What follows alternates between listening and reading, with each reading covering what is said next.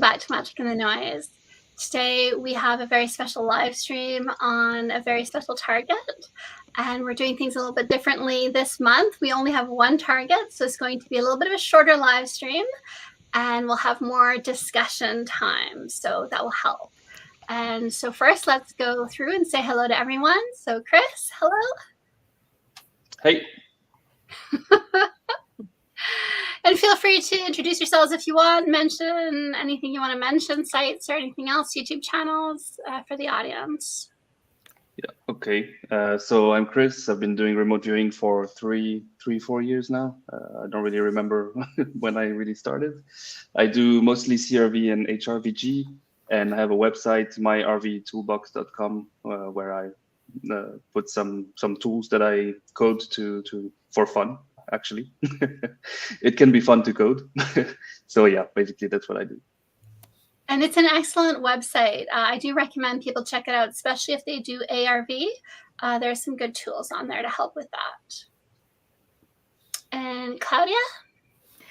Hi, good morning, evening. I'm Claudia. I'm living in Holland in the neighborhood of Amsterdam. I am doing CRV now for 2 years. So, and I enjoy very much being part of this group, learning a lot. Thank you. And we enjoy having you here, Claudia. And then Cody, good morning.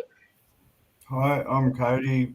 I'm from Australia and I used CRV for this. Nice. My name's David. Hello.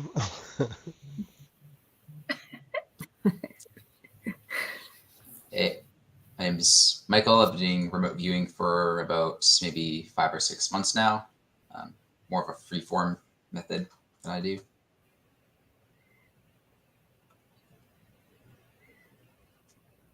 And we have Jeff. So Jeff, live in the greater Chicagoland area, and I'm just going through the target right now and some of the initial feedback that we got, and where does this stuff come from? I'm just amazed every time. Yes. Yeah, that's one of the things I wanted to say. This can be a challenging target because there are a lot of different ways to approach it. And I was really impressed by the amazing data that you all brought back, and also the corroborating data. It was beautiful to see. Nice group effect there. And we have John. Well, welcome, John. You're muted. There you are. Hello, how are you? I'm pretty good. How are you guys doing? We're doing really well. We're happy to have you with us. We just finished doing the quick intros. If you want to just say a few words about yourself or your remote viewing, if you have a site or anything else, this is a great time to do that. Okay. Yeah. So I've been remote viewing for roughly 4 years now. 4 years. I practice CRV. Lori Williams is I'd say was my primary mentor. I've studied under Pam Coronado, and I've done a couple courses through the Ryan Institute with Paul Smith. And yeah, that's probably the general background of my remote viewing experience. Nice. So yeah, so glad to have you all here. Thank you for participating in this month's live stream. And hello to everyone in chat. We see Stephen Hall is in chat.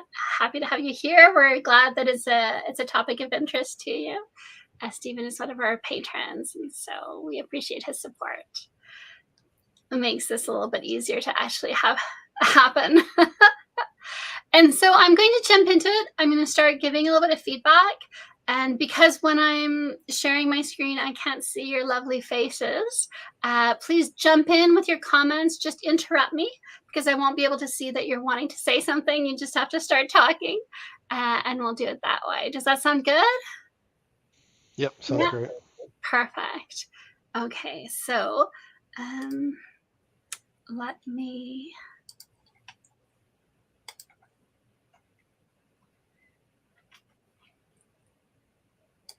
share screen properly.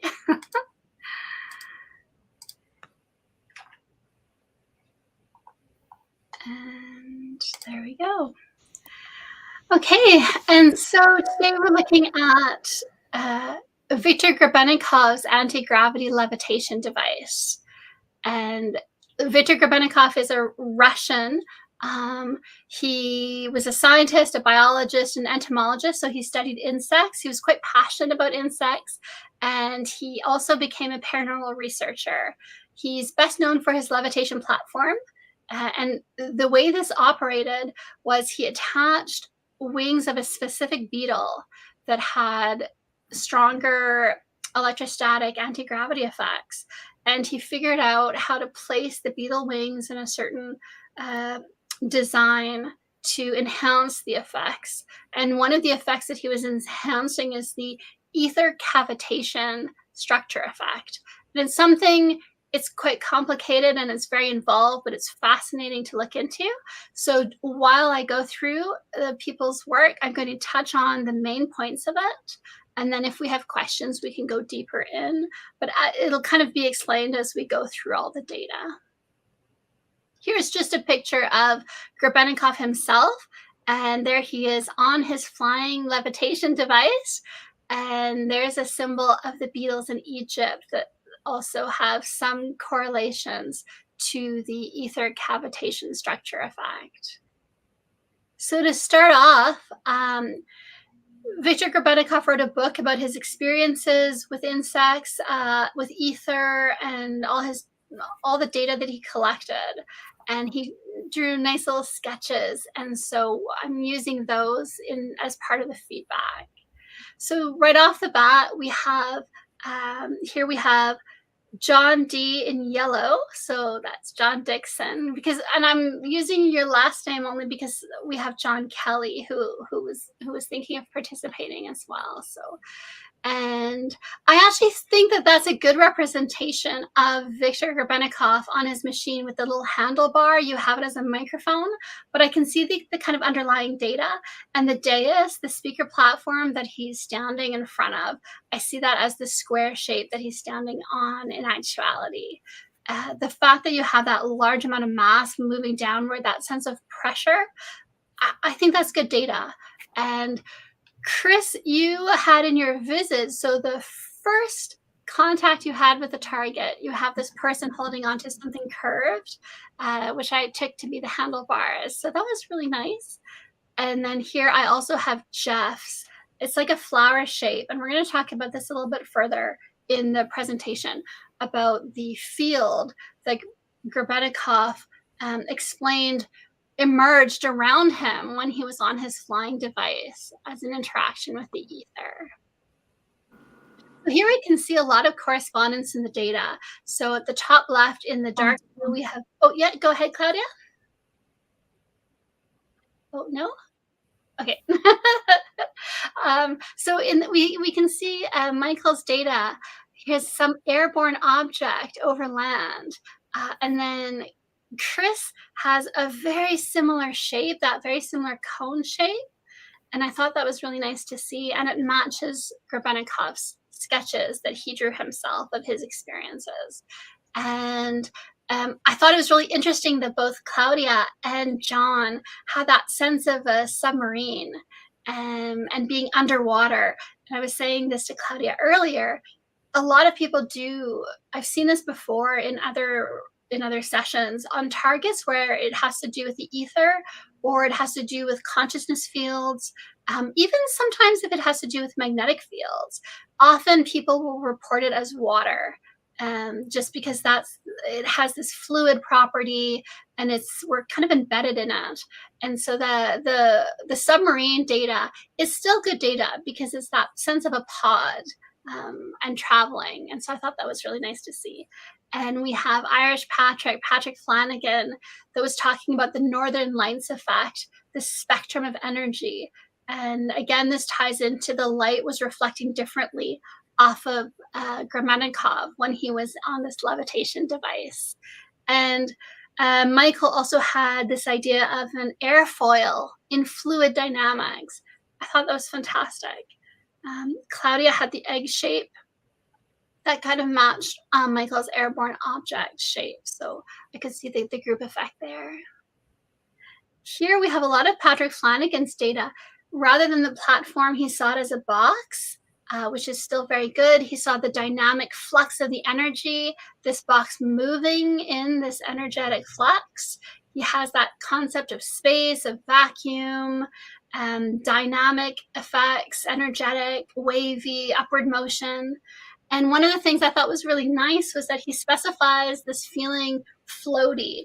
And he used that word multiple times in his session. And I was delighted to see it come up in John's session as well. So, John, you also have flowy and floaty and that sense of energy and motion.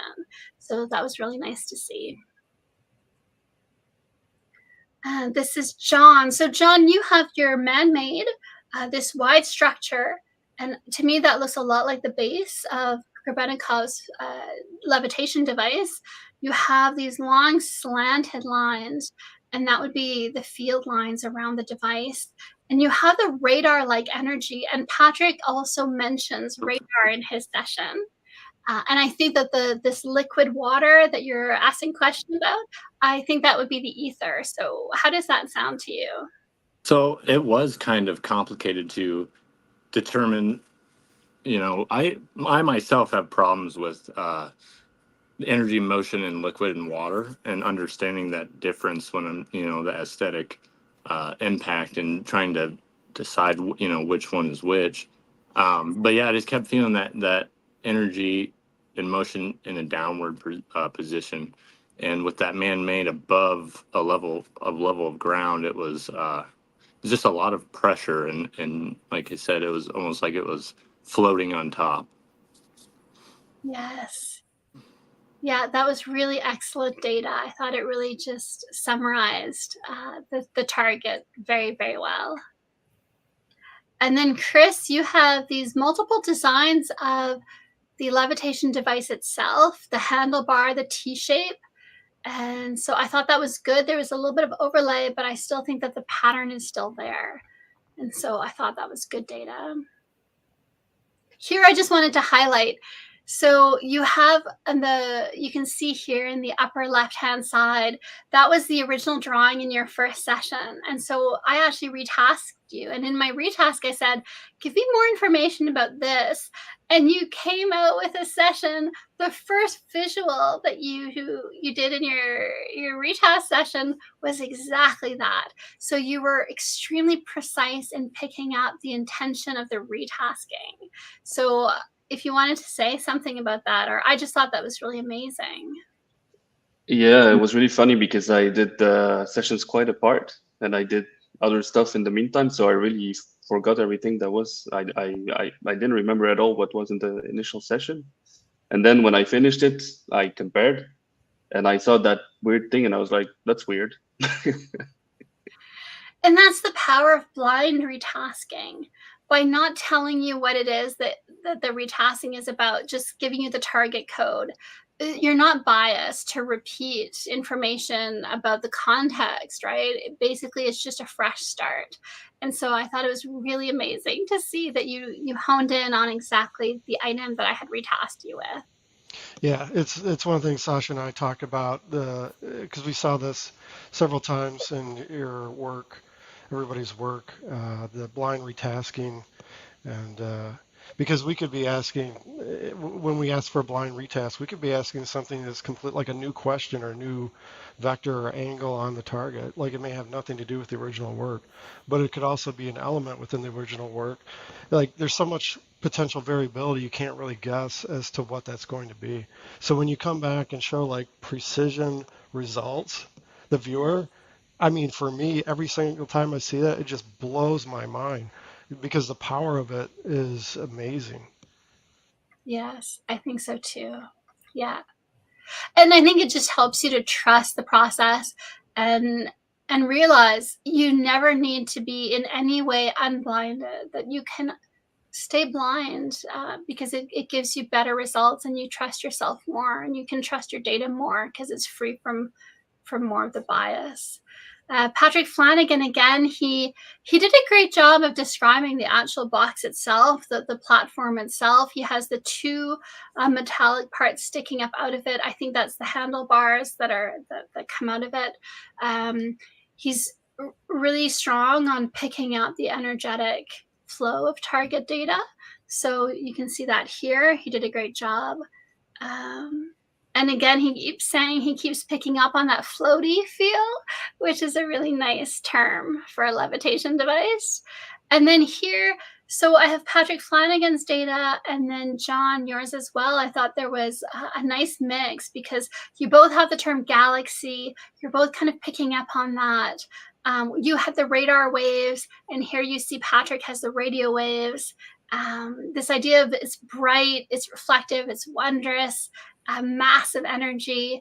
I thought that was really nice that you were both picking up on those kind of terms and that element of the target. And then here, so Michael, I thought your work was really interesting here.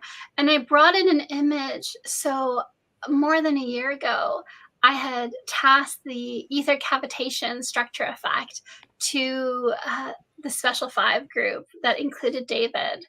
And this is one of the images that came out in his work. He had the swirling spirals, and in between these, the kind of spiky shapes. And so, Michael, when I saw your spiral, it just reminded me so much of that data. And so I thought that was really interesting to see. And you also have that idea of something leaving the ground in flight, in upward motion. And Cody had forward motion and then curling. And Cody will talk about the context of that curling motion later, but for just the raw data, I think that actually matched really well with the other data here. And John, the energy motion, I think that links really well with this is here too. And there's just a little image of Grebennikov. That's his sketch of what he saw when he was flying above Russia over the fields. Before you move to the next slide, Stephen has a question. Oh, yes. He had it on the slide that was associated with the flying slide. So it's probably like 3 slides back, maybe. I think it's that one, or that one maybe. What's the question? It's probably the one to the right.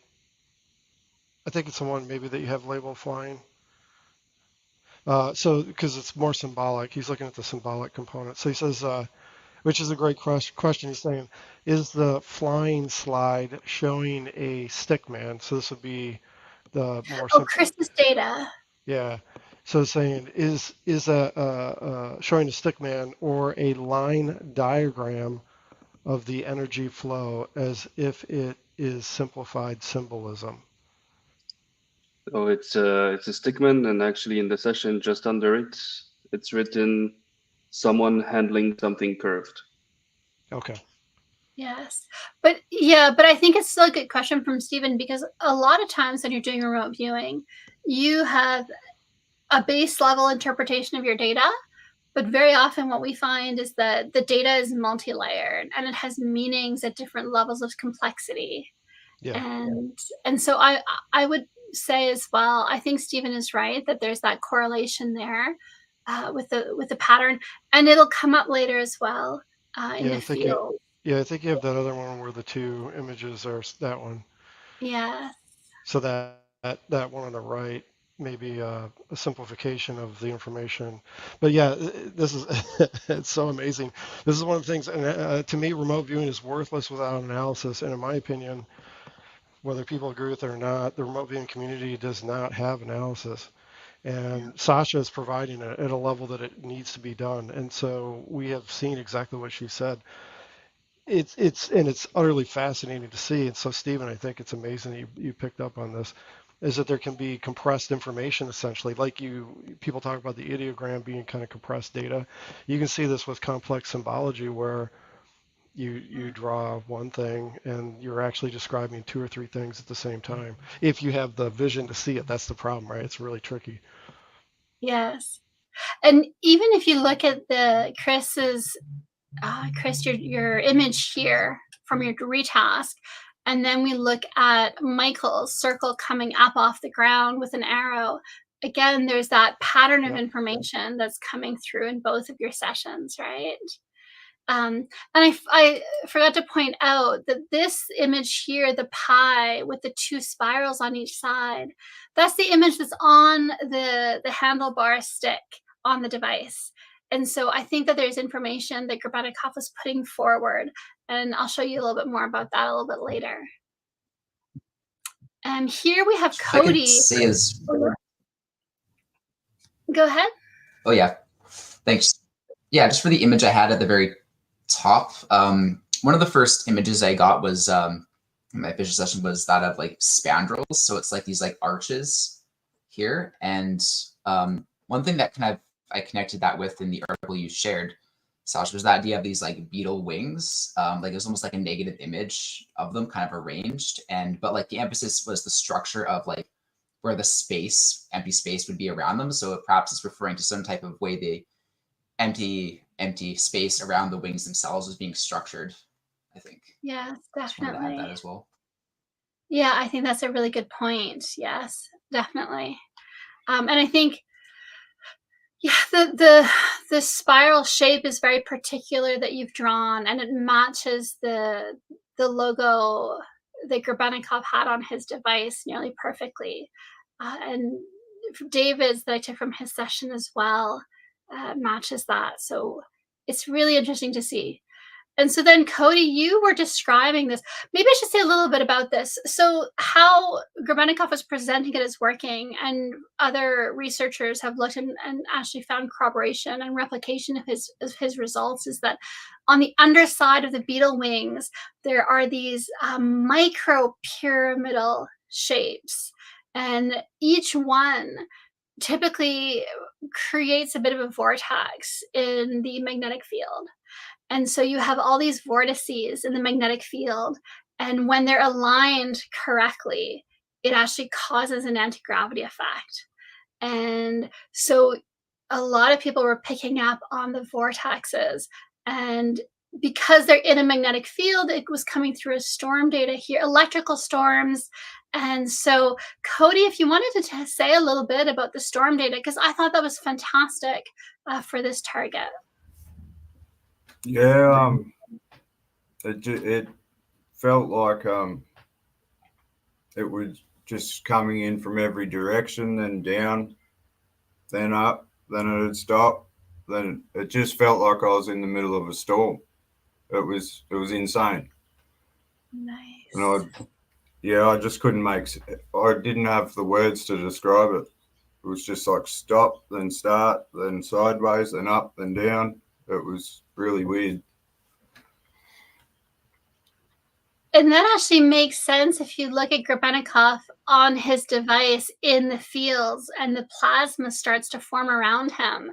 And he actually did report that he was able to do swift turns, that he was immune to G-forces because of this field that was arising around him. And so that's what I thought was really interesting, is I think you were experiencing what he was experiencing when he was flying on his device. And, magnetic fields, the ether is something that people are starting to talk about. Physicists are starting to acknowledge more and more, because they have to, because without the ether, physics has a lot of problems. And so the ether interacts with electrical fields, magnetic fields, and electromagnetic fields. And so I think that's why we see lightning and electrical data in your sessions as well in relation to these. The other thing, I don't want to divert too much, because I think honestly, people who are really interested in this stuff, we could talk for a long time. But if we go back real quick, because I just want to point it out, Stephen Halls mentions that it's the same thing I saw, because he had talked to us, so he sort of trained us on his thinking. Can you go back to the one where the diagram where he's flying in the air, the sketch? That one, yeah. So he's saying lightning. Stephen Hall says lightning at the edges of portals which use vortices is common in symbolism. And you can see on the right side, he's got what looks like a portal above and below him. Yes. You could interpret that way. And then the other thing, which I assume, Sasha, you saw this already, and maybe I'm just late to the party, but when you had the scarab beetle, it's got a circle below and a circle above, right? And Yes. And that's similar to what he's showing in that diagram with the two portals in a different direction, right? Orientation, Very essentially. nice. So Yes, that's a really great catch. Yeah, definitely. And then John, I thought it was interesting as well. This is the nice group effect between your data and Cody's data. You also had that sense of weather and turning on the windshield wipers because you're in a storm.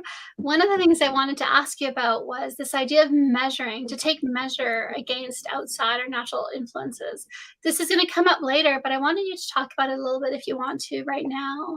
Yeah, so like the general ambiance of what I was feeling when I was writing that data was just like the conceptual of taking action to proceed with a certain route, or there's an obstacle in the middle of the road, you got to go around it or turn around, or if it's raining, turn on your windshield wipers. But that general concept of being in a vehicle, or in motion, and having to do what you have to do to defend yourself, to make it easier, I guess, to keep moving forward.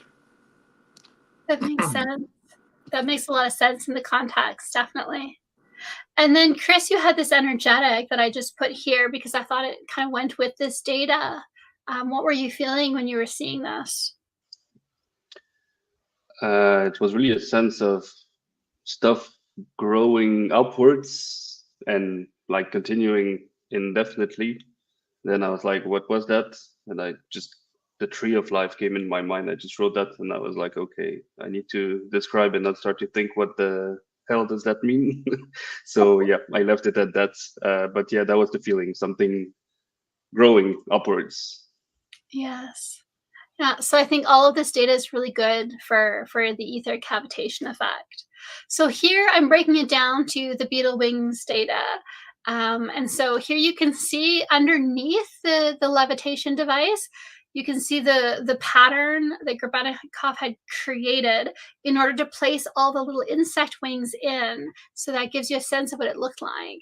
And you see these are not the wings from the insects that Grebennikov used, but they are similar insect wings that do have the electrostatic effect, that you can get some anti-gravity effects from them.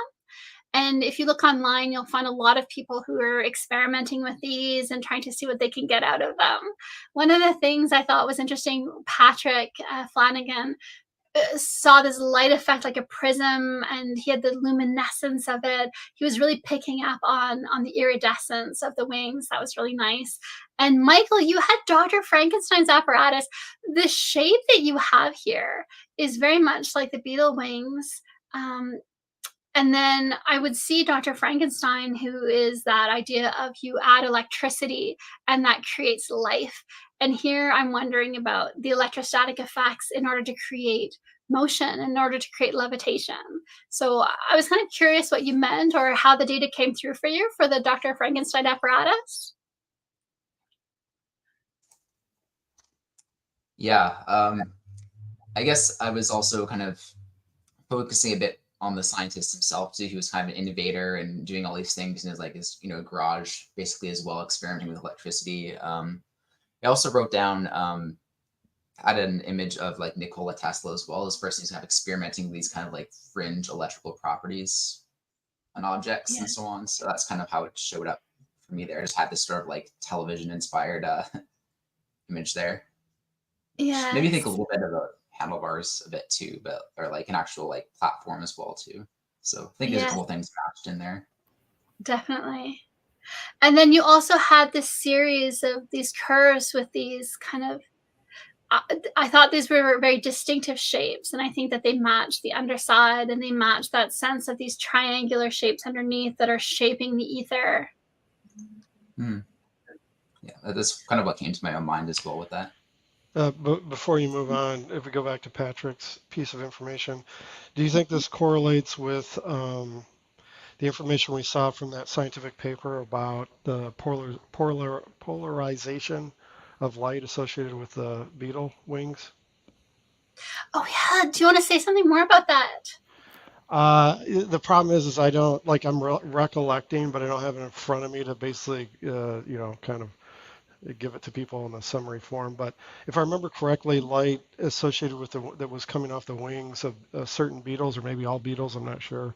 I don't remember the exact study, but it created a polarized effect, which it makes me think to a certain degree it ties into to an extent with the experiment that's being done here, but also the remote viewing data that's being brought back as well, possibly, like with the light effect on a prism. It makes me think of that a little bit. The iridescence, of course, is a quick tie-in, but it may be beyond that with the field effect part. But Well, and I'm wondering as well if it's not just that it's polarizing light, but is it polarizing the magnetic field, right? Because we know that it's creating a vortex in the magnetic field at each point of those little pyramids under the wings.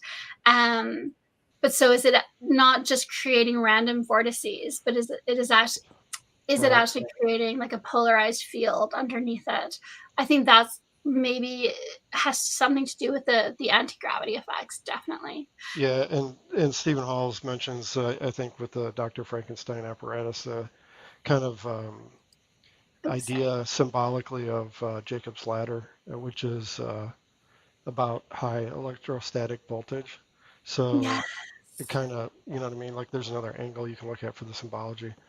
definitely. I like that one. And so then here we have close-ups of the underside of the beetle wings. And so if we start up here, this is magnification, as it says here, 970 times magnification. It's really blurry. I apologize. This is the best I could find. And so you can see it just looks like regular patterns of blobs. And then the increased magnification at 1500 times magnification, you can see hair spikes above a cone. So these are all these little cones that you guys all drew in your sessions. And here is, here's a better representation of them. So you can see that these triangular shapes are surrounded by these micro hexagons. So you have all these polygons, which we're going to come back to because someone had that in their data, surrounding these triangular shapes. And each of those triangular cone-like shapes has a hair, and that's what's causing these interesting effects with the different fields.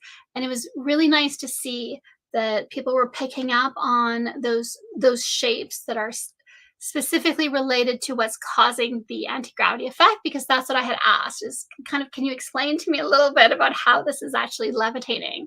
And so, John, you have the triangular. And John, I wanted to say something, because this is the kind of thing that I find really delightful in remote viewing. It's not just that you have the triangle, but it kind of looks like the Superman symbol. And I was mentioning this to David when I saw your session. I was sharing it with him because of course, Superman is the man who flies. And so the fact that your triangle comes through as a Superman kind of shape, I just thought that was fantastic and beautiful. And Michael, you had very nice depictions, very precise, of the cones with the hairs kind of coming out of them. So that was really nice to see. Or sorry, no, that's Chris's data here. Yeah, I'm looking at Chris's dark blue data. And then Michael, the Frankenstein apparatus, I also think that matches up with this as well. And like I said, I think sometimes you'll have multiple matches for a piece of data. Cody, you pointed this out, and I thought, of course, yes. Do you want to say something a little bit about this? The triangle's moving slightly, and I think that's what the hairs allow them to do, so they can orient to the magnetic field. Yep. That was just a really, really quick visual, and yeah, it just slightly moved up and down. Like right after that, I had a visual of a tachometer, and I thought it doesn't go all the way up like that would. So I tried to draw it how it kind of moved. Very nice. Yeah, I thought that was very, very nice. Just really good. And then Jeff, you have this triangle, man. And, I like that you kind of have this personification of the triangles, because then you have the lines are used to to measure, like a nerve moves in response to stimulus, and you're seeing it all under a microscope.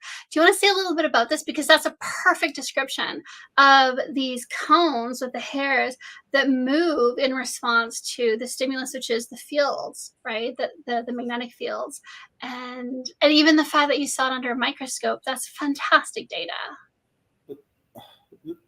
So there's another picture in my work of somebody actually looking through a microscope as well.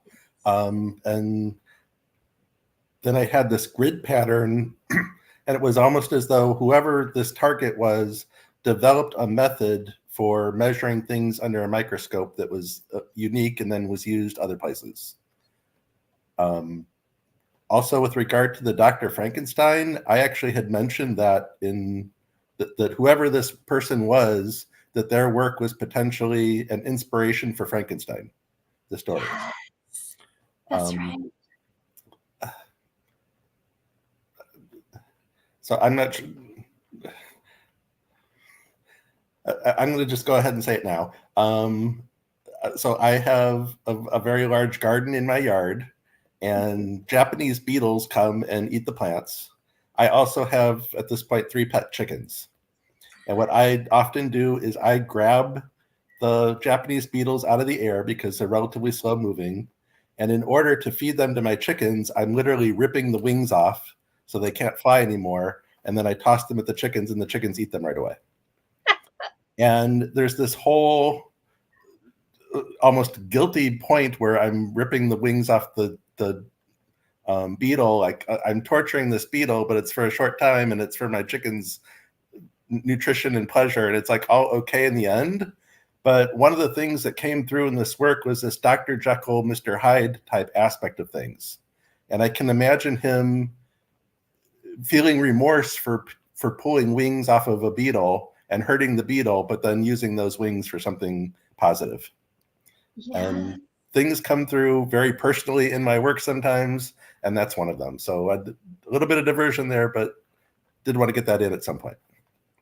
That's a really good point, because he was an entomologist and he was actually very concerned with preserving and protecting the insects that were natural to the area. He never named the insect that he used, the specific beetle, because he was afraid that if he did, then everyone would start catching them and they would go extinct. And so, yeah, it probably did hurt him a little bit to be taking the wings from a lot of them to build his device.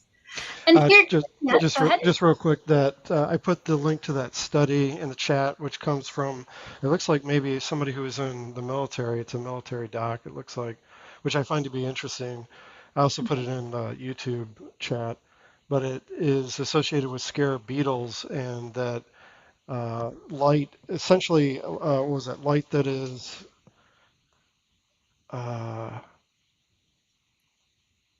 basically unpolarized light rays that hit the beetle's wings, then reflect out as circular polarized light, scarab beetles specifically. So anyways, the link's in there if people want to look at the study. Thank you. Yeah. And so here, John, I was hoping you could say a little bit about your data here. Like I said, that there's these polygons, these hexagons on the underside of the wing. You can see this is text from a write-up about Grebennikov's book, his text. And the more cells, the stronger the effect of the cavitary structure. So we're talking about the ether cavitation structure effect. And it's just saying that the more cavities you have in a given space, the stronger the ether effect is. And that's not just for levitation. There are other effects that this has. And honeycombs are used in Russia to relieve headaches. They'll put honeycombs above you. And Grebennikov found that it's not just an old wives' tale, that it actually works. And that he was proposing that because of the ether. And that ties in, of course, to the orgone machine and all of this other research that's kind of beyond the scope of what we're going to talk about today. But I just wanted to touch on it so people might find those links. But John, so here, do you want to just describe what you were seeing here? Yeah, it was just now that we're looking over the data, but at the time it was just very dark, but there was very bright little twinkles of light, almost like similar to like, you know, like if you were to run at night, if you run a flashlight, you know, around sand or something, you'd get like those like sparkles that stand out, you know, from the glass or whatever. But it was that, and then like, you know, like a space. It was very beautiful, but it was almost like really isolated. But you know, it's like looking into space and stars, but they were incredibly bright. But yeah, I probably should have probed those a little bit longer, but I just kind of want to keep the flow of the session going. I think the data that you have here is perfect as it is because it's good. I can make sense of it. I can see what you're describing. The use of the multi-polygonal surface, that was what really clinches it for me that, oh yeah, okay, you're seeing the underside of the wing, the polygons, and then these stars in the middle of that, right? These cones or these pyramids in the middle of it. So that was very good. And then here as well, John. So here's your Superman symbol for the flying man. And then the fan shapes of the underside with the divots, the grooves where he was putting all the wings. And do you want to talk a little bit about the data that you have on this page? Yeah, so I had a lot of like mathematical calculations and, you know, like really focused on the arch, you know, going up and then the span of the energy and motion there. And it was just, you know, getting a lot of mathematical and scientific projections, I guess would be the best term to use. That there was a lot of thought into this from whoever was creating the man-made. Yeah, and that would be because he, you know, he was just doing trial and error, and so it took him time to realize he had to do a fanning out of the wings so that it would work better and be more level. So I thought that was really, really cool. And also, a few people mentioned the bronze, and it ties into the bronze poplar borer, which is one of the insects that Grebennikov had been studying. And some people think maybe those are the wings that he was using, but it's not clear. Other people picked up on the copper in the bronze, so that would have been good data as well. These are just close-ups. And then, yeah, so John, you're picking up on the pressure. Cody, you're also picking up on the pressure related. So that was a nice little corroboration between the two of you. And then, so here, I'm going to talk about Michael's data in a second, but Jeff, you have the symmetric, aerodynamic, and delicate. And I thought that was a perfect description of a wing, of an insect wing. And then, Michael, you have this clockwise spin around this cone shape. And again, so we're talking about the vortices in the magnetic field. So the thought that you were able to pick up on that with that much precision, I thought that was excellent. Thanks. Yeah. And then your circle with these little things in it, there are a few things that matches up to. So one is, of course, the beetle wing, and then the other is these magnifications as well under the microscope. Yeah. Later on, I actually wrote an image. It was bright ball with geometric structures. It was a circle, but they actually did have hexagons drawn into there, and then in brackets, like looking through microscope ? So that was yes, and even here you had the looking glass and kind of that sense of investigative research. And Chris, you have these continuous waves that are pushing strong frequency in hertz. A few people picked up on that sense of frequency, so I thought that was interesting. And then Cody, you had an airplane breaking into parts. And I think that there were a lot of different layers for that data. I think part of it was the pyramidal cells coming through. Part of it was this flying device. And part of it was, I'm sure Grebennikov's machine did fail a lot before he actually got it to work and figured out how to lay out the wings properly. A lot of people picked up on the green and the blue, the iridescence. I thought that was just really interesting to see in the data. And David, there's the Egyptian scarab. And John was describing it as a gemstone, this iridescent blue-white stuff. So I thought that was actually good data for beetle wings. just because I know Steven is gonna see it Yeah. too. You can see the portal flow energy around the sides, which is just Yes. really interesting to see that reflected. Anyways, just And fascinating. even if you look really closely, these little divots are actually shaped like beetle wings, and they're arranged in this circular pattern in the same way that Grebennikov fanned them out on the four corners of his box for it to fly. So there's a lot there, definitely a lot of secrets being revealed in that one piece. Here's something that I wasn't sure what the data is describing. I don't know. I know that Grebennikov ended up going to Novosibirsk and doing his research there. And I think that he was working maybe with Cozy Rev. And we did work on a Cozy Rev target a few weeks ago. We did the Cozy Rev mirror. And so there should be some familiarity with the Cozy Rev mirror and how that worked. And so I think that these two men did work on, well, I think Grebennikov did some work incorporating some of Kozyrev's theories when he was in that city. And so I'm not sure if this data comes from research that was done there. I know that the Russian military did develop different variations of Grebennikov's device. So I don't know if that's what you guys are picking up on, but I'd like to hear more from you because so here we see Michael and John are both describing spraying these panels, and even Cody, you have that green blue smoggy. There's this idea of where you're talking about this green blue iridescence, suddenly you're both talking about spraying something on. So I'd like to know if you guys could maybe talk a little bit more about it so we could see what is this actually painting. Did they figure out a way? Because I know a few years ago I was working with an artist. We were talking about this black paint that absorbs all light, and there's a cheap version and there's an expensive version, and the expensive version of it actually has these pyramidal shapes in the pigment, in the paint pigments, and that's why it's so effective at absorbing all the light. So it's a pure black, and it's just really quite fascinating. And I thought, is it possible that they've developed something like that, something that you can spray on and it creates the shapes that you need to be able to levitate?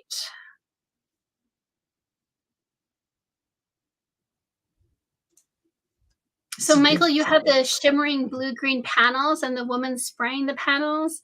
Can you tell us more? Yeah, I did.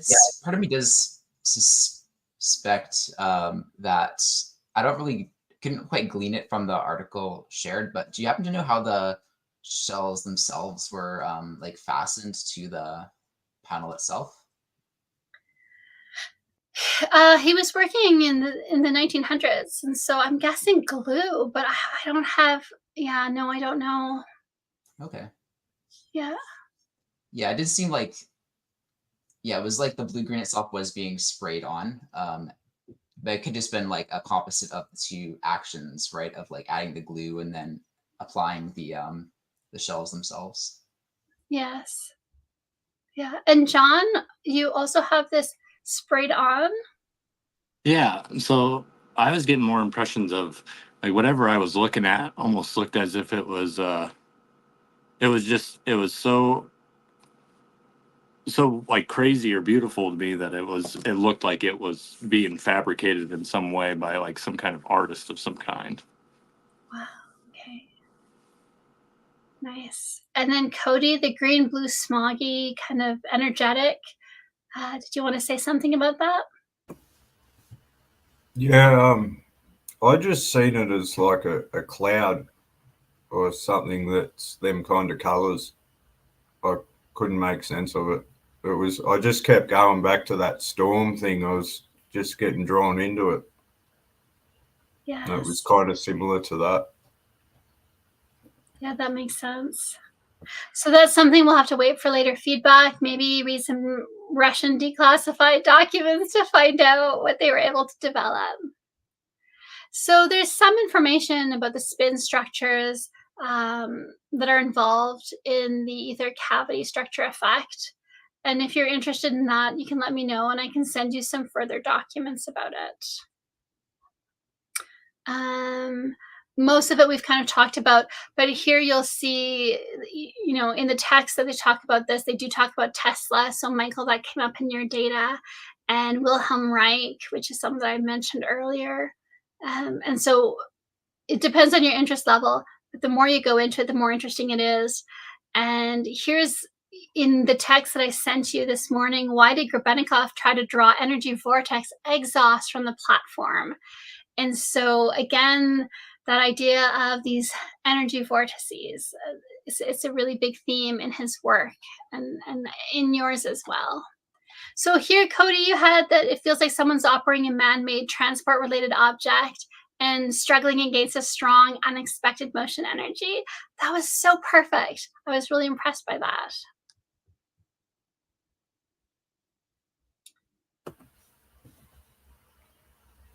Feel free to jump in, like I said, if you guys want to. And then, so then here for the ether vortex data, Michael, again, that the spinning. Chris, you have the strong movement like wind and these repeating patterns. Michael has the electrical communication, and you have the word synaptic, and we're going to see in Jeff's data there was a mirror of that, and you have these shining poles. To me, it looks a lot like the underside of the wing, and Patrick has the flux energy, the luminescent. So everyone's kind of picking up on this, and Michael, you even mentioned magnetism here. So I thought that was really good. This is a little bit, so Michael, I retasked you with the display, the fanning out of the Beetle wings. And so just so that you know, that was what the retask was to give you more information about that and how it worked. And you did bring back amazing data. And so this is what you were talking about earlier, where you picked up on the polygon shapes as well. So both you and John were picking up on all those little polygons, those little hexagons in the pattern under the wings. That's incredible, I think. Really, really good data. And John has this sense of bioorganics that kept coming through in his session.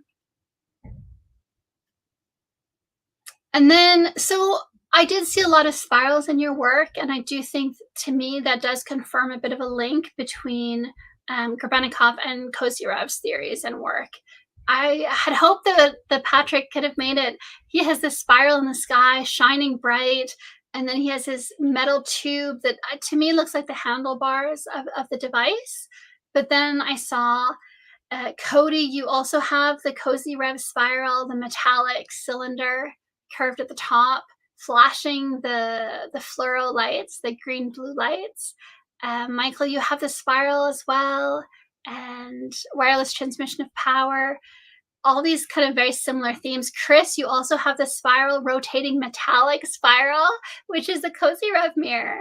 So I thought that was really, really interesting to me. It was surprising to see that in the work. And then, Michael, you have the bigger sense of it here. Like a gravity well. I thought that was amazing data. Can you say something about that? Yeah, sure. So the running I put for this was convex walls, like a gravity well with lights interspersed throughout it. And there was this spiraling, I don't want to say it's like object, but almost like motion of some kind that was at the center, had a water theme with it. And there's, yeah, a little woman inside there. She's kind of like soaked in wary. And she also came up when she was like, when the panels themselves were getting sprayed too. I'm not really sure what to make of this, like, yes, random, like, feminine energy just being kind of smuggled in there somehow. Yes. I thought it was just really interesting that you picked on the gravity well, right, for an anti-gravity device and that concept. And Cody, did you work the Kozyrev mirror target with us, or did you join for the next one? No, I missed that one. Okay. Stephen asks, and I think Patrick would be one, and Cody would be there, maybe, possibly Michael. Did anyone who drew tubes have the concept of them breaking?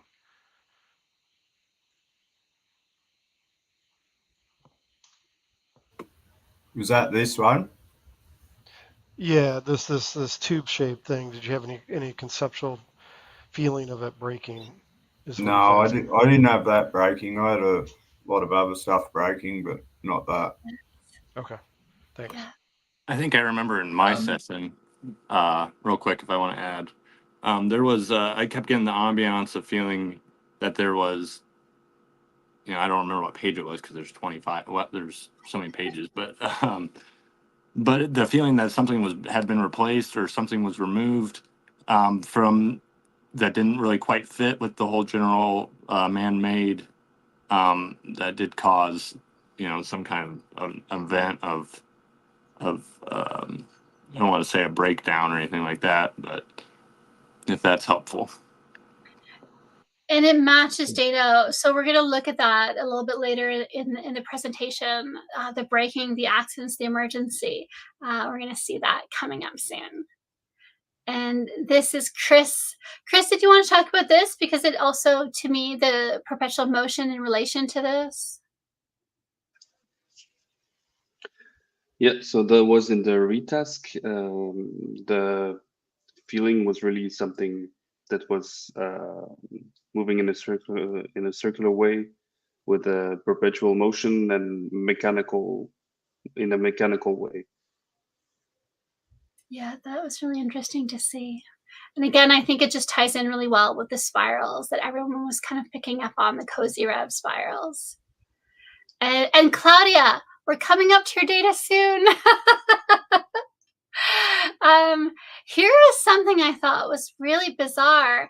Everyone had these, we had mention of synapses from Michael, and then Jeff is mentioning neural bundles, neural networks, and then someone else had Elon Musk's neural link. I can't remember which one of you had that. But then you have these, Michael, you say it like viewing retinas in an eye exam, and Jeff, you have it as something cracking. The underlying pattern is the same.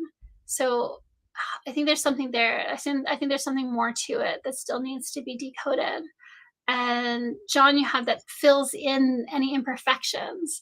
And the fact that Jeff saw it as a crack, I'm wondering what that's pointing us to, I guess. So if anyone has any insights, feel free to share. Otherwise, we'll go to the next slide. Yeah, there was with the impression of filling in any imperfections, it was almost like you could apply something to whatever surface it was, and it would literally fill in any like cracks or seeps or fringes or whatever. Okay. So I wonder if he did have to spray maybe some kind of a resin or something, and maybe he learned that the hard way. Maybe he fell from the sky a couple times before he realized that maybe putting a layer of resin might work. So in the ether cavity structure effect, there's talk about the de Broglie waves. And I know that's something that Stephen Halls does a lot about. And Laird Scranton, who we interviewed for the Scarab Ray session David did, he was also talking to us about the de Broglie waves. It's something that I don't want to go into too much detail because it's a little bit dense. But basically, just this idea of these mesh where the field lines are crossing, or if you're thinking of it in terms of light interference patterns in light. So it's just that idea that when you have these interference patterns of the different waves, you can think of the ether as also having those nexus points matter. The nexus points in interference patterns of photons, that's where you get the light. You get the light shining where the lines cross. And so then you have to ask yourself, what is it that's shining where the magnetic lines cross, and what shines where the ether lines cross, right, of these different fields. And, there have been a lot of people who've looked at Grebenikov's work and tried to kind of decode a little bit, figure out how it works, the exact physics of the anti-gravity effects. And they're looking at every piece of his device to glean information. And this is just one of them where they're thinking that the logo that he has on the handlebar navigation stick is talking about just the interference of the different wave patterns. And I think that that's relevant because everyone brought back these waves and these lines, and the waves being connection points. And, Michael, you have these threaded waves. Jeff, they came through more as like neurons or something along those lines, synapses. And Claudia, you had them as, you have the ether as water, I think. And so then these came through as octopuses and that kind of thing. But if you, and Michael, you have it as the USB symbol. Michael, your USB symbol, to me, I think there's a bit of an overlay with the logo and then the actuality of it. And Chris, you had the person holding on to something curved. Like Stephen Hall said in the chat, I think that there are multiple layers of meaning in that one kind of visid or token representation. And then John, I love that you had that frequency of the world, which is what the ether would be, the collective consciousness. I thought that was really, really good data. So that was, it adds an extra layer of meaning, right? Because I think as a remote viewer, we often think that the ether is the field in which the data is stored about our reality that we're accessing. So I thought that collective consciousness bit kind of confirms that. Maybe it's a nice data point. And I was just surprised to see the similarity. I don't know if anyone wants to jump in, but it's nice to see the similarity in the data and how it came through. Claudia, actually, did you want to say something about how for you it comes through? You're getting the same imagery, the same motif. I just thought that was interesting that you're seeing that water in that way, the wave. Yeah, well, that's something I have to learn then, water and ether. But I saw these tiny things, and if you look at it looks like an octopus, but I put down their new species. So maybe this was the enlarged thing which you have everywhere on the pages, of the wings. Maybe it had to do that with that. With these things. Yes, yeah. Yes. That would make sense. Yeah. Yeah, I was thinking of that, yeah. Yeah, I would agree with that, definitely. Also the sense of, for me, just the sense of life to it, because they are the wings of beetles. So a lot of people picked up on that, the bioorganic aspect of it. And then we just have more. Yeah, go ahead. Just on that set of data, Stephen meant comments and says, suppose there are filaments, fibers, tubes at subatomic size crossing in various directions and connecting torus to torus. Well, and yes, and the ether cavitation structure effect. Basically, what Grebennikov found was that when you have cavities that are in a regular pattern, the ether kind of gets concentrated as it resonates through or bounces in that cavity. And so then it amplifies the effect of the ether. So he recommended placing books with their spine to the sun and the pages kind of slightly opened so that the light of the sun is passing through this regular pattern. And so I think, anything where you have cavitation, so where you're forcing the ether into a grid of some kind, it seems to amplify the effects that you can then pull from the ether. And so I think that that's a lot of what we're seeing here. And so here, Claudia, again, the waves, a thick fluid. So you're definitely picking up on that ether kind of fluid, the fact that it's electrifying. And John, again, the interconnected aspect matches with Michael's electrical communication, and Jeff's neural bundles and neural networks. Patrick sees the energy web. It's just amazing to see everyone's data converging on these aspects. I thought that was beautiful to see. Yeah. And then here, Jeff, you had this measurement and that kind of idea of like a synapse of some kind, an electrical potential maybe moving through them. And then Michael, it's really nice. Again, you have the web that here Patrick is mentioning, this energy web. This is like a mesh nearly. And when you're describing it, you're adding the insect element to it. And I thought that was really nice to see that insect element comes through as well, through the web that's carrying currents.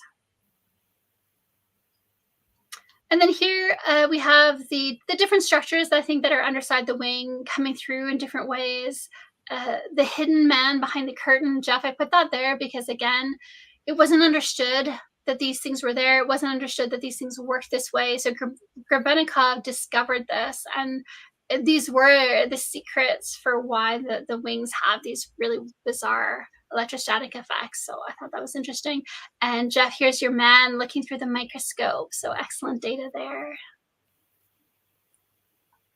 And then Claudia, you have this, which is the up and down and the motion, the machinery and the pump, again, underwater, but here we would maybe think of it as under ether. And even your AOL of Jules Verne as someone who is doing discoveries and exploring, I thought that was really good data.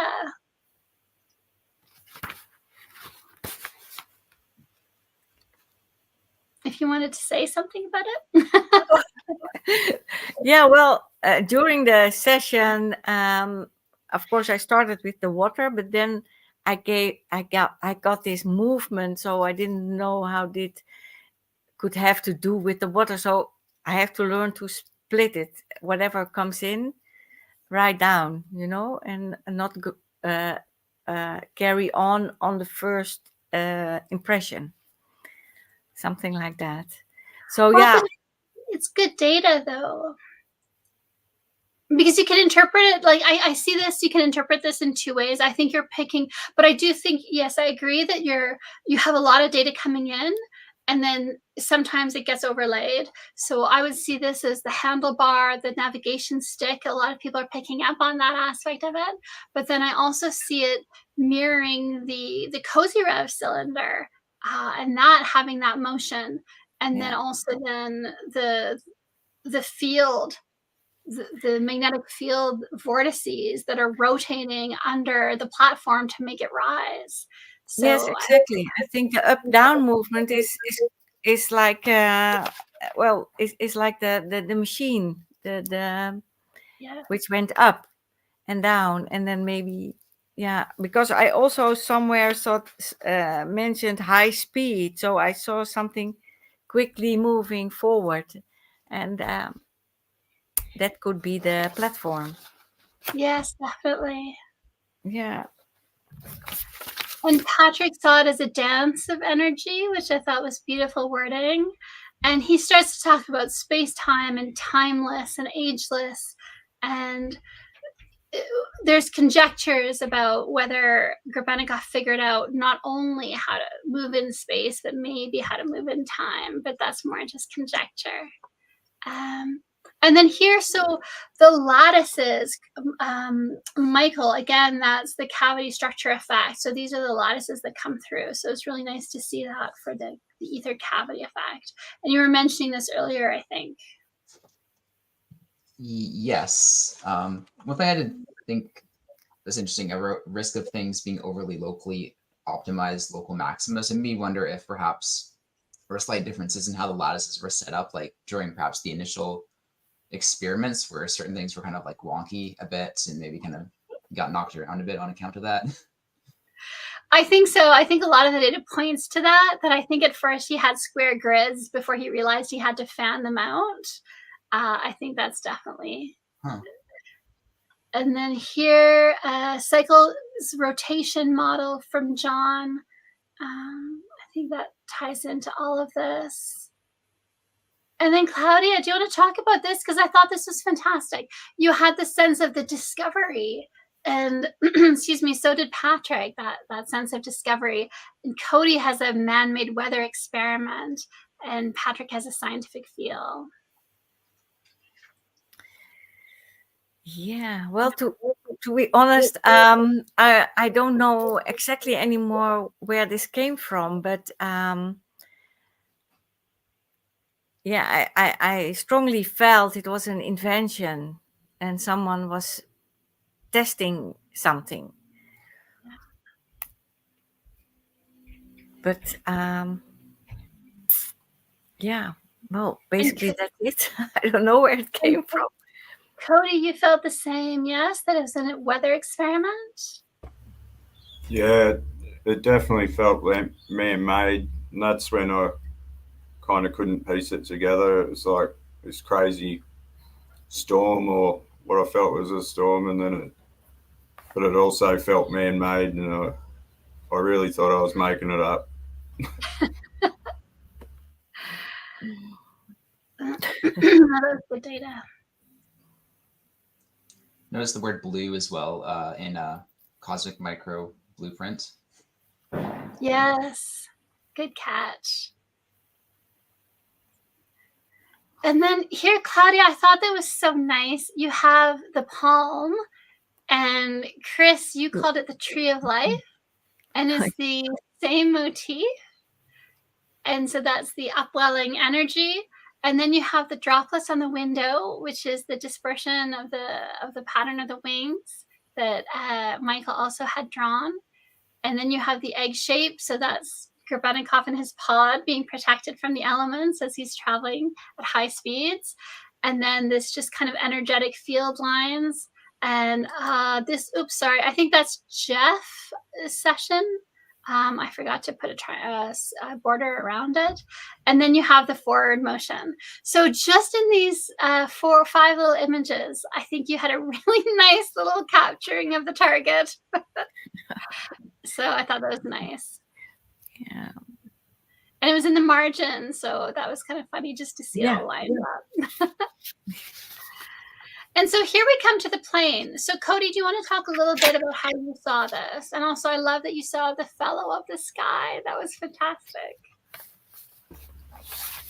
Yeah, I thought the what I thought was a storm caused a plane crash. I thought it kind of went through the middle of it and broke up, but as it is there, I thought it was an experiment at the same time. So you can see how I couldn't piece it together. But it definitely felt like it was in the air and flying and that. So might be a bit symbolic of the Beetle getting its wings ripped off as well. Oh, that's true. Yes, definitely tearing the Beetle into pieces. Yeah, I think that's a sad overlay. And that would actually make sense with these triangular shapes that you drew to show the motion downward. Right. So, yeah, the tearing off of the wings, that is sad. But even the failed navigation and the pilot lost in a storm, we do know that Grebennikov, like I said, he was testing this out, so he would have had a lot of accidents along the way. So I thought that was good data. And in the text about it, they do refer to him as a pilot. And Claudia, you also had the airplane and the motion, the high speed, everything else that goes along with that. So I thought that was really nice in the two of you, that corroborating data. And then we have the photo of the man himself. And Cody, I think you had, I think there was a similarity there in your sketch. I thought it was really funny, Cody, that you had mad scientist. And then Jeff, you also have this, am I a mad scientist? Yes, I am. That was a nice little correlation there in your work. And then John, did you want to talk about this data point where you're talking about the further advancement for change of an established law? Because I was wondering if this has to do with the changing of our understanding of how magnetics work and how gravity works, so that you could change the law of gravity and say, well, actually, here's a way to defeat it. Yeah, it did. It felt like there was obviously some resistance there of this new era idea, like trying to move forward with something that's stagnant. It kind of reminded me of like an old political view or something like that, or and then trying to convince these people to move forward with this. And that's exactly what happened. He applied for patents. He tried to talk to other people in the physics field, and he was very badly treated, unfortunately, which is always the case in science. A lot of people picked up on the handlebars. I think that's for some reason. I think it's because he was putting his hands on it. That just seemed a little bit shiny. And so there's a lot of data about the handlebars coming through. Michael, you had someone riding a motorcycle on the interstate. And I thought, yeah, of course, if you're on this device and you're holding the handlebars and you're flying at 1,500, whatever it is, kilometers per hour, that might feel a little bit like that. So that was nice data. And there's an altitude meter in the middle of the handlebars in the center there, and that ties into something we'll see from Cody very soon. And so, Jeff, you had this kind of shape, the motion up and down. That looks a lot like what we saw in Claudia's data, but I think it also matches the handlebars with the navigation sticks. John, the rounded edges of your platform. I think these are it's all good data. Tubes, Chris, you have the tubes you're picking up on, and that matches the wording that John was using because he was getting the metallic piping. So a lot of you picked up on that, the pipes. And here, so Jeff and John are both describing the measurement aspect and in very similar ways in your sketches. And even though John has it a little bit as a submarine, because we talked about that earlier, whereas you're in the ether, so it comes through as being underwater, I think that the data is still really, really good data. And I think it does have to do with the precise measurements that he had to do to place the wings so that this would actually work. So I thought that was really nice to see the ways that the data comes through differently, but it's similar enough that you can see the pattern. And Michael, this was your dispersion data, which matches the wings and how they were laid out. And that was really amazing. That's why I retasked you on that specifically. And Claudia, I think you really did have a very similar data here as well. But like you said, that could be that. It also fits the cone cells with the hairs that stick out that make the magnetic field spin. John, this is more of, like you were saying, the mathematical data that was coming through. So it was nice that you picked up on that, I think. These are just different images of different types of beetles and different types of beetle wings and different arrangements for them. So, John, you had this as a speaker with a microphone in front of a crowd, but I think the underlying pattern of information is correct. I think this is Grebennikov. He has his handlebars and his navigation stick in front of him, and he's looking down at the people of Russia underneath. So I think this is good data. And especially, actually, you have the square formations, and you can see the square fields that Grebennikov drew. So that was nice to see that. And then, Claudia, you have the old wooden trunk with valuables inside. And so you can see here, Grebennikov built his device so that he could fold it up and it looks like a box. And then he unfolds it and puts the pieces together, and it's his levitation device. Jeff, you also picked up on the box. Claudia, you have the jewelry in the box and the trunk. And like I showed earlier, John also had that sense of gemstones. So I think it's the iridescence of the bug wings. Here, this is what you were talking about earlier, John. Yes, that there was maybe a break and then there was an aftermarket repair or addition. So I'm guessing he broke it a couple of times and had to fix it. And you have the perpendicular with another structure. That's a really good description of the handlebar. So that level of detail is really useful. This is Patrick, who again did a great job of describing the box and the swirling energy. Really good data. And then Claudia, I thought this was really funny because here's a drawing from Grebennikov's book where he's just drawing the local environment where he's finding these insects. And you drew this cliff multiple times in your session. And the original is this smaller one, and I just flipped it, and it pretty closely matches the drawing of Grebennikov's cliff. So I thought that was kind of nice, the Steve clip. And again, you're seeing it underwater, but if I would see that as the ether. And so then your drawing here of your submarine actually looks like the levitation device with the navigation stick and the handlebars at the top. And you have that sense of discovery and experiment. So I just thought it was an excellent session. And then here's your summary. And again, I think it's a really good summary. If you replace the water with the ether, it really works.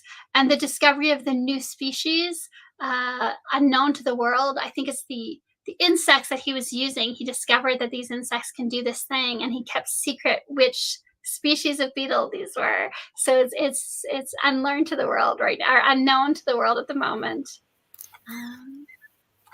Yeah, yeah. feel free to jump in. Well, no, it's very nice to see that I picked something up there, and with regards to this, yeah. Yeah, this is really amazing. I thought you With drew the it. abyss, I really had the feeling of well, height, a fear of height. You know, that was what I felt, and I thought it was deep in the ocean, but basically it was from up in the air down to the ground. That's right. Yes. Yeah. And even the stone stairs, you can see this cliff. It looks like stone stairs, right? It's just amazing. You did really well. Yeah. Okay. And Chris as well, research, observing, testing, scientific labs, experiments. Cody was also kind of had that sense of a lab. I think everyone was picking up on that sense of these experiments being done. So that was nice to see. And then here I wanted to compare. Jeff has this natural upward fluid motion and this water kind of motion downwards. And John, you also have this waterfall. So again, I see that as the ether going through. John, in particular, you have these two pyramidal shapes. So those are the underside of the wings, and then the ether flowing in between them is how I'm interpreting it. And so I thought that was really nice. Here is Cody's, the rolling motion of the plane and the sense of electronics having cutting out and dying. I think maybe if the arrangement wasn't done properly, maybe at some point or some elevation, maybe something goes wrong and it stops working and he falls. And so I do actually think that your data makes sense. And John had the corroboration of struck down, emergency, wreck. So I think that helps strengthen your data.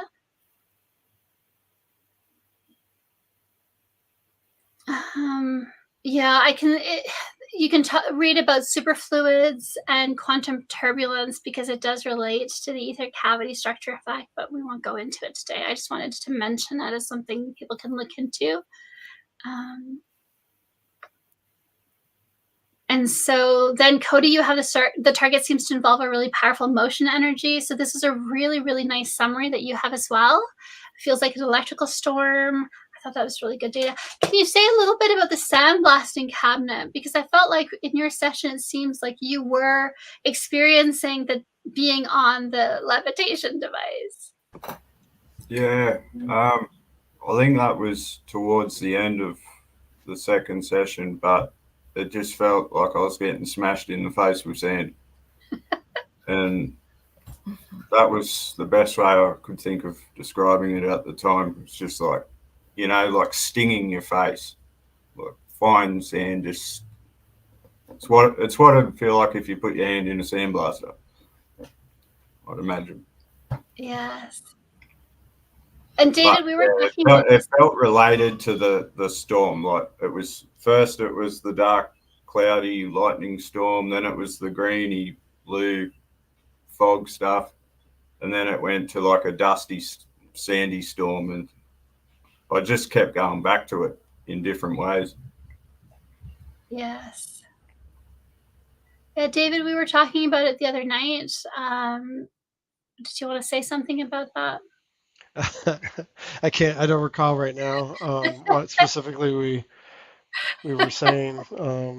I apologize. I think part of it might have been the association potentially with, like when you ride a motorcycle, you're getting blasted by, particles and things like that. Yeah. It didn't seem like did he wear he didn't wear like a helmet, did he? No, well, that's the thing, because what he discovered was that when he built it properly, there was like a plasma shield that just kind of emergent effect.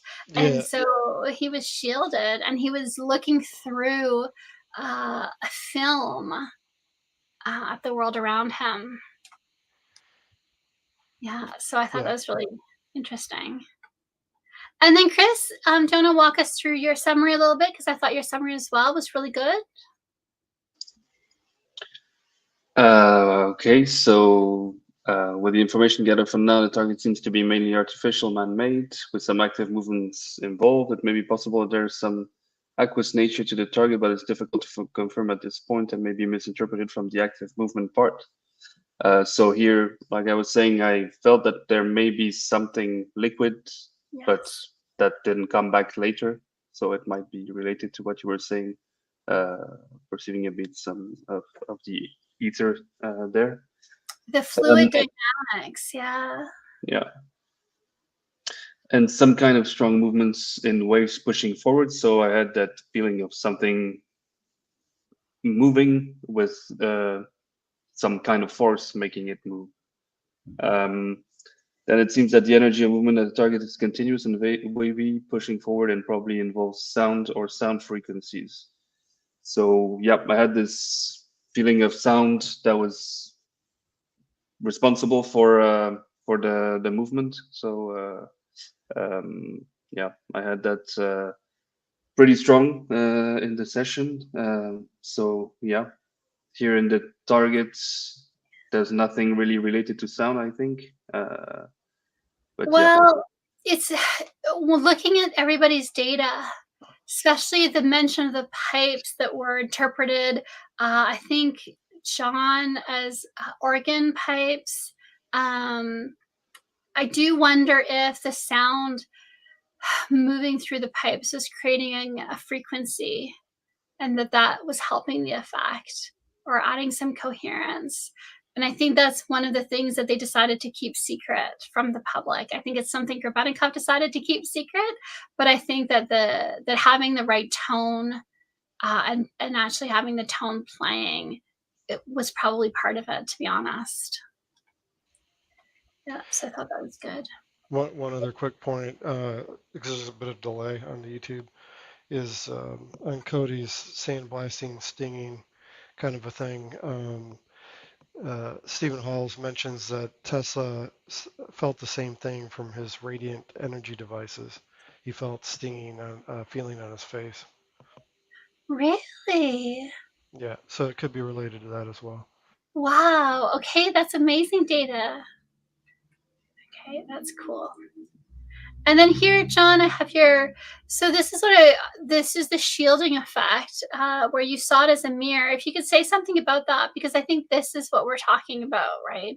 And I think this is what Michael was also drawing, this enclosed shape. Yeah. So it was like real. I got to the point where there was some kind of surface in front of me, and it was almost like I was looking inside, like into a mirror, and everything was. I almost felt like I was a reflection rather than, like when you look in a mirror, you think the other person's a reflection, but it was like a weird, eerie feeling about being the reflectant being or whatever. And it was real, like, yeah, like filmy and reflective, and it was kind of eerie, really. Yeah, I love that you use the word a mystical ambiance, and I think that really fits with Grebennikov's explanation of the field that emerged to protect him from the elements when he was traveling. What's interesting is I've done other sessions before where there've been locations and unverifiable targets, but where certain locations where I've had similar surfaces like that, where it's almost like trying to protect or keep secret of some kind of shielding. Okay. That's very, very interesting. It's quite fascinating. And Chris, I think this shape that you had in your retasking session, I think it's a parallel of that as well. Yeah, I had no clue what that was. I tried to do edging at the end of my HRVG session, and I don't do it often, edging. Yeah, and this is what came up, and I was like, yeah, I really don't know what that is. Well, it has that portal at the bottom and portal at the top. The small circle at the bottom, the bigger circle at the top, which we also saw on the scarab beetle in the Egyptian gem. And so that's what Stephen Halls had been pointing out, that Grebennikov didn't give all his secrets away, but he did give hints in his sketches. And so I think there's something to that as well in terms of going not just moving through space, but maybe moving a little bit through time. Again, that's just speculation though. And then here I just put some, Chris, you had some great sketches of the cones and the dip in between. And actually, if you look at this, your structure 1 on this sketch, Chris, and then we go back to the waterfall that John had. Again, you have these 2 pyramid shapes with the flat in between and the energy pouring through. And that's really a nice match to what you have here as your structure 1. So that was a really nice parallel. Yeah. And I think the 4 structure it's still paralleling, it's still mirroring that same data coming through. And where John had the polygons and then the star shapes, and I think you have these, you're kind of getting, and Michael had the hexagons in the circle. I think you're all picking up on some of these elements. It's really nice to see. Yeah, the feeling there was really that it was irregular. Yes. Which is definitely the case there. Yeah, that's right. Yeah, so that's really good. And then Michael, so, Cody talked about the lightning that he was really picking up on in these storms. And when I saw this, I wasn't quite clear what you were drawing. So I'm not sure if it mirrors with Grebennikov holding on to the handlebar and kind of electrical fields being affected in some way around him. But did you want to say something about this, or?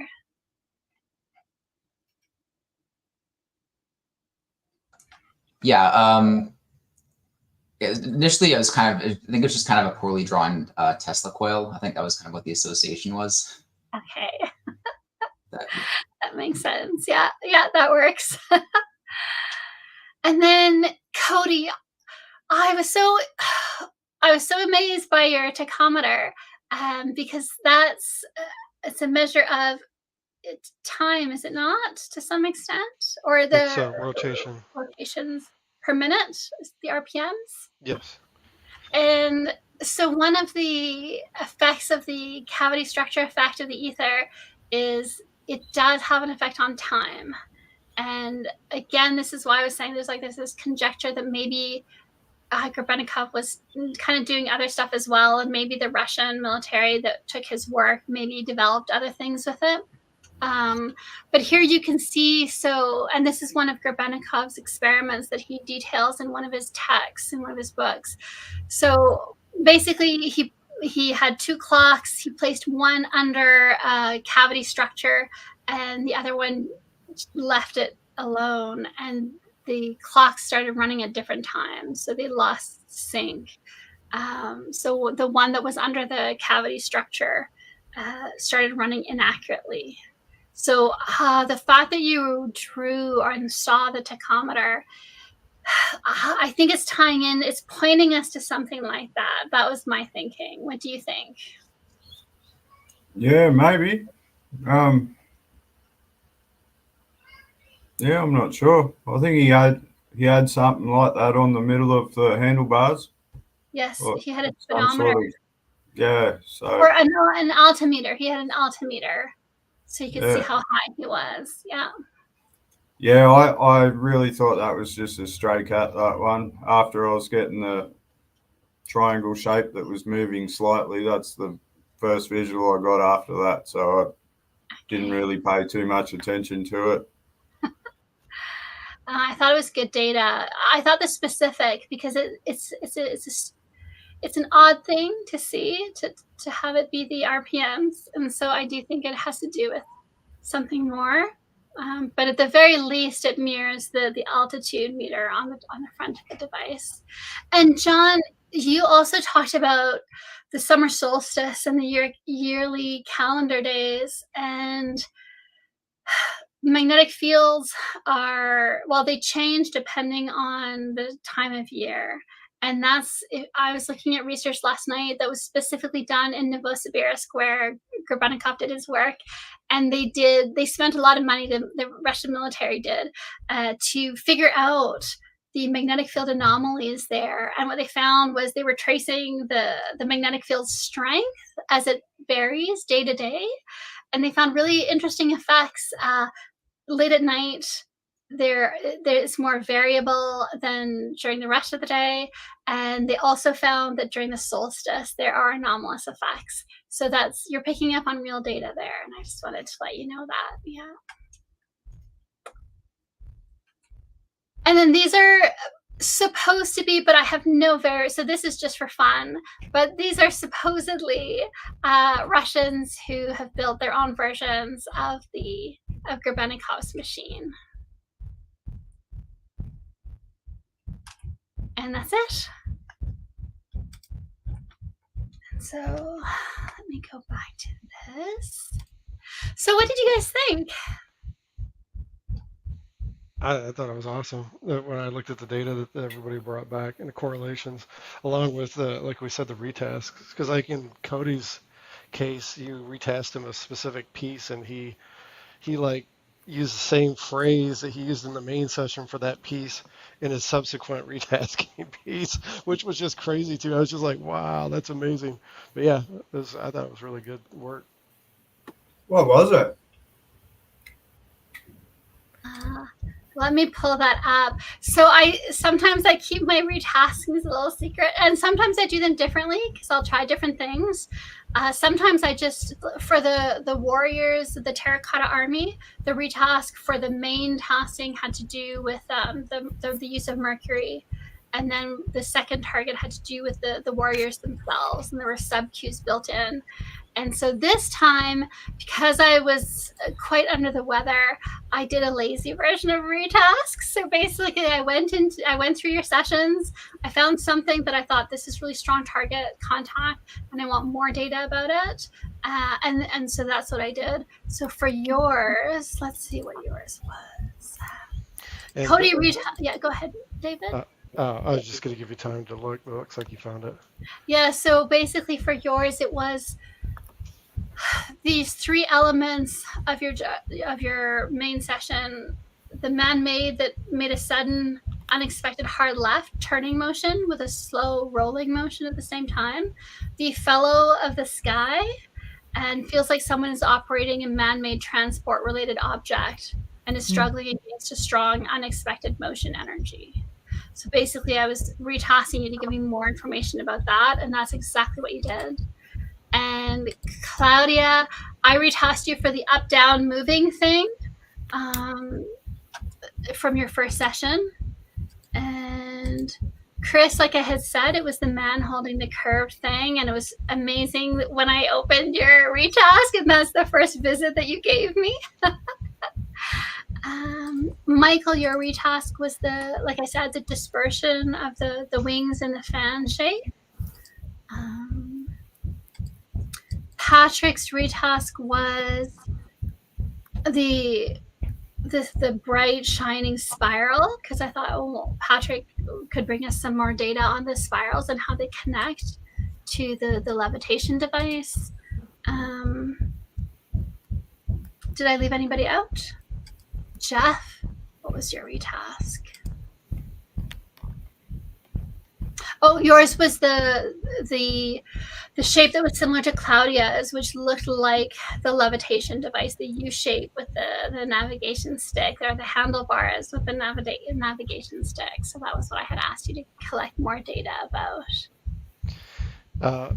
Stephen Hall says, big applause for Sasha. The format of showing all those pictures with the colored frames, brilliant and effective. And his favorite is still mysterious, is the cracking images portion.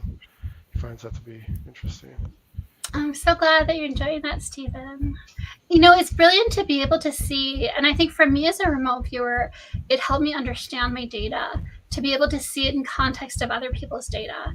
And that's why I go to the effort of trying to show you those patterns, so that you can see not just how you get data, but how the exact same underlying data gets expressed through different people. So the measurement aspect, to see how Jeff how it was expressed through Jeff and to see how it was expressed through John. It's expressed differently, but you can see that they're describing the same thing. And I think by seeing that, you learn how to look at your own data through your own personality, and that can be helpful. But in sometimes it's a bit of a hindrance. So you kind of have to figure out how to work with that so that you're passing data through in ways that are maybe more helpful, right? So I don't know, what did you guys think? Was that fun? Seeing your data? And that was interesting. Yeah, I had a seeing lot all of the fun. correlation. Very, yeah. Yeah, this was a fun target. Great subject also. Very interesting again. Yeah. I really wonder how this looked at the bottom, how this worked. Yeah. Yes.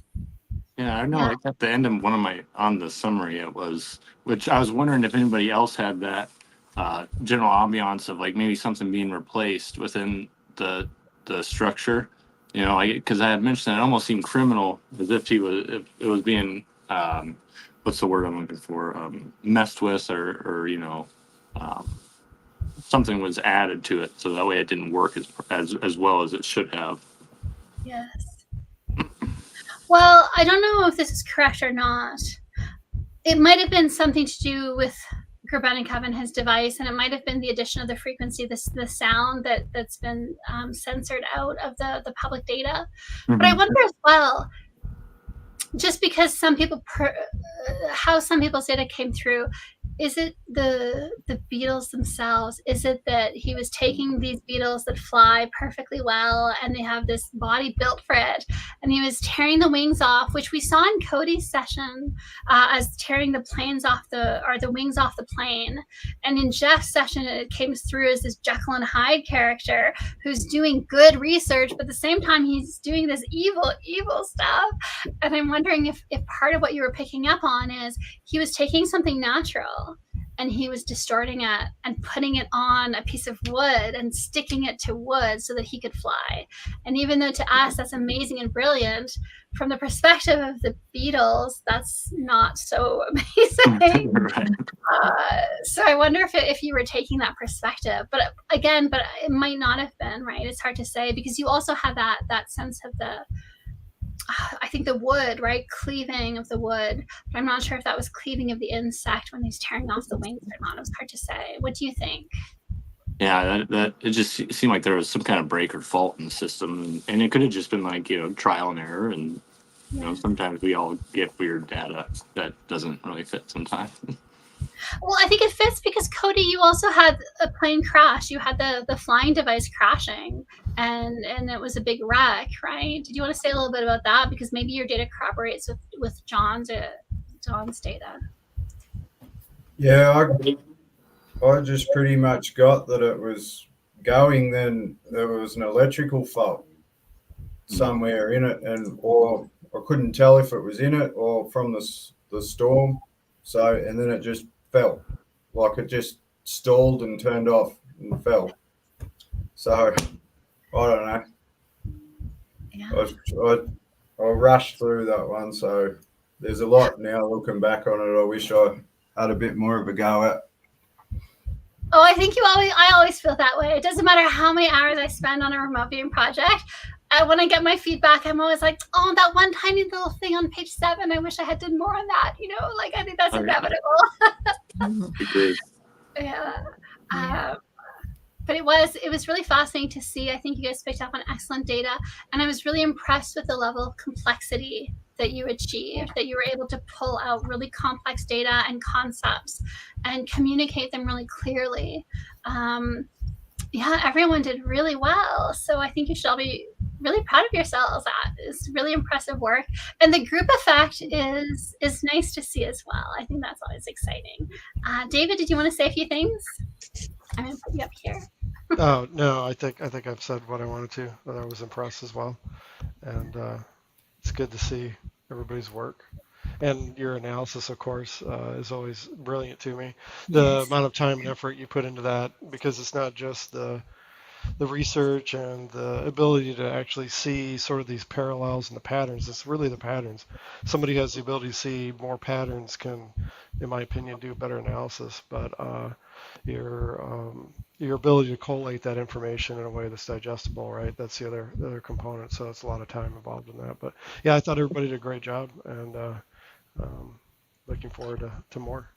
And let me know how I could do it differently. Like, what would help you more? How could I do it differently? Or if you want to be more involved, because I try to get you to talk about your experiences with the data, but I know sometimes that can be hard because sometimes it's just I just saw it and I recorded it and that's it, right?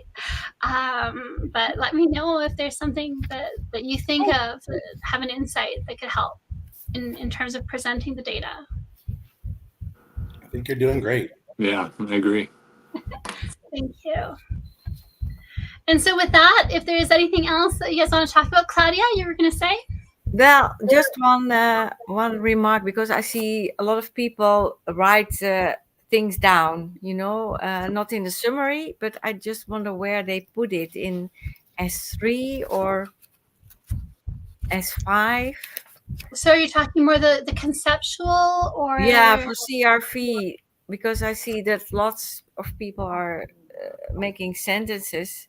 So where do they put it? Because sometimes S2 or S3, 4 is a very small area where I can put things. So Yeah, I practice CRV, and that's where that's my main focus.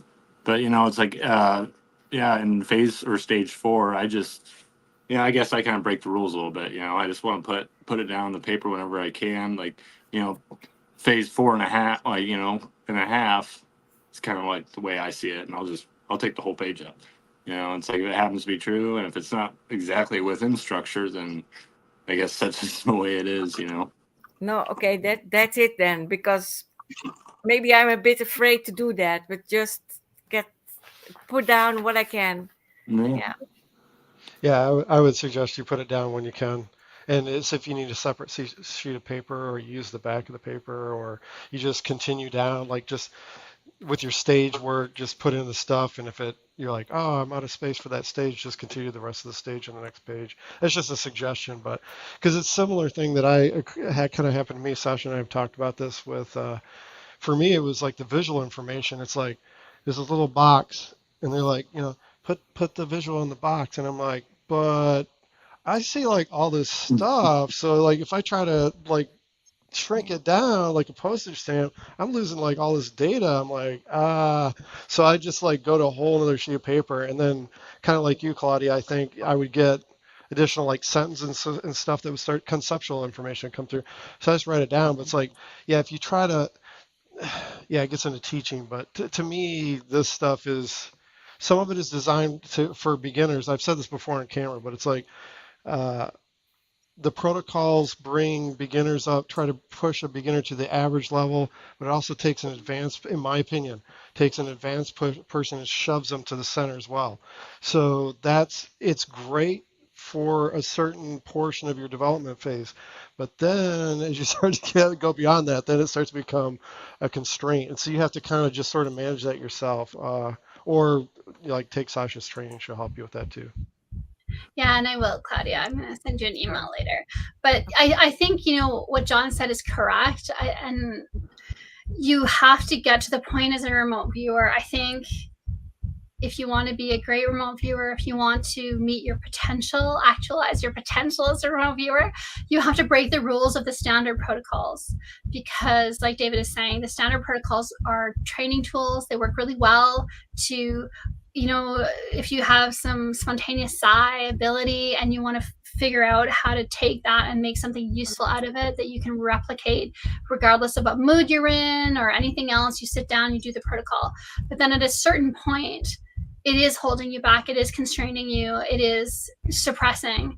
And, I had so many fights in HRVG, we would have these weekly meetings on Sundays, and I would fight with Glenn because who is the founder of HRVG, because there was nowhere to put my conceptual data.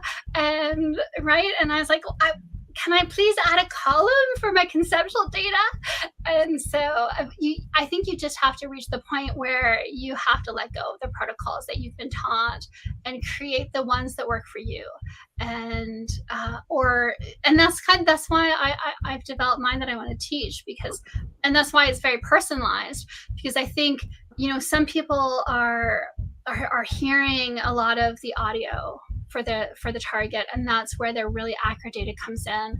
Some people are seeing, some people are conceptual, and it doesn't fit the same box. There's no point in having someone who's a very literal remote viewer to have all these pages on all these stages for conceptual data if they don't really get that kind of data. At the same time, they need to learn how to get some of that data so that they can be a more holistic remote viewer, so that they don't have to rely on having a team where someone else is going to pick up the conceptual stuff, right? But you have to do that in a way where you're slowly guiding people, and you're not just saying, okay, now just do conceptual if that's not something that they know how to do, right?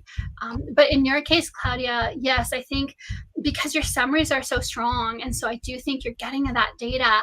And I would say, put the sentences in. You don't have to have a different protocol, a different stage. The sentence is coming, the data is coming. There's more than just something basic and simple. Then just write it out. Take another piece of paper, put it on the same piece of paper, put it beside. I think you should feel free to do that, because I think you are a good enough remote viewer from what I'm seeing over the last several months of your work. And I've seen a lot of your work. You're a good enough remote viewer now that you can loosen up on the CRV and just start putting in your own information, because you're getting good information. Okay. The risk is for new remote viewers who start imagining, and then they just go off on an imaginary little fantasy land, and then they spend 7 pages describing fantasy. But as you can see today, everyone here today, your data was good. The data that you thought, oh, this feels like I'm making it up, or oh, this does not feel like a target. Everyone I think here had at least one note to me that was like, I think I was just don't pay too much attention. But it was good data. When I looked at it, I was like, that's perfect data. I can see that this is on signal. And so don't be afraid, because everyone here is at the level of ability where you can trust that the data you're getting is good. Yeah, that's what I would say. Yeah, it's hard to talk about CRV without feeling like you have to walk on eggshells, especially in the community. So it's like, you can't just do what you have to do, I suppose. And like what Sasha was saying is, like, there are different people. I get so frustrated because I don't get visuals very well. Everything's like, I write a lot of sentences down because that's the kind of data it comes through. I don't have these immaculate visions like a lot of people do, or some people may, and it's just what's me, I guess.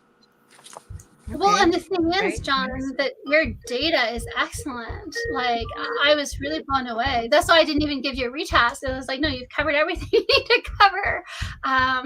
And so anyone whoever tells you that you're in any way not doing what you should in your sessions, I would just walk away from that person, because you're getting excellent data. And if it's coming through as sentences, if it's coming through as conception, you're writing it out. As an analyst, to me, that's just as good, right? So I think you don't suffer from that just because maybe you're not seeing the visuals in the way. I feel like that with David, right? Like, he sees things, and I'm like, you see it? Like, I'm just I can tell. But I think our session work can be, I think it is equally good. It's just a different format, right? But the data is still there. Right. Appreciate that. Thank you. Yeah. And so I think we're going to wrap it up unless anyone has anything that they want to talk about. Yeah, about 2 hours. So. Okay. So thank you so much, everyone, for participating. It was great to see your work. So I'm going to put out a next target in the next few days. I already have some ideas for what I want to give you guys. And then I'll probably give you 2 weeks, but I'm not sure if we'll do the live stream in 2 weeks or if we'll do the live stream a little bit in August. But I will set the deadline so that at least I can start getting to work on the analysis, and also so that it's more structured. So hopefully that was good. So we're going to do things differently this time. Usually I ask you to send me an email to grant me permission to post your sessions on our Patreon so that you can use it as your portfolio or whatever. But this time I'm doing the flip. If you don't want me to post your session on Patreon, then let me know. Otherwise, I'll put your sessions under the post on Patreon, and it's free to the public, so people don't have to pay for the Patreon to access it. So then you can give the link to your friends or whoever you're wanting to be able to, so that they can see your work. Great. Yeah. Awesome. Okay, so thank you, everyone, and thank you to the audience and Stephen Halls, who was very nice participant in the chat. That was excellent. Thank you for your insights on the patterns. Okay. Yeah. Good night, everyone. Bye.